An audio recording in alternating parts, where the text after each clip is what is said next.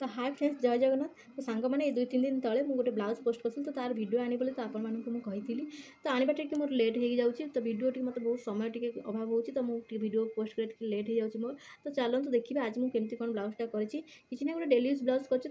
तो सांग मैंने देखो ये मोर ब्लाउजटा कटिंग हो पूरा रेडी हो तो आपण मैंने जानीपे ये ब्लाउजटा देखिए तो कौ टाइप ब्लाउजटा यहाँ बनाऊँगी।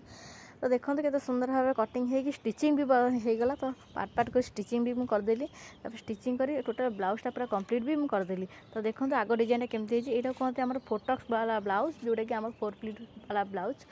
तो यहाँ ये ब्लाउजटा ये समस्ते प्राय पिंधुंट।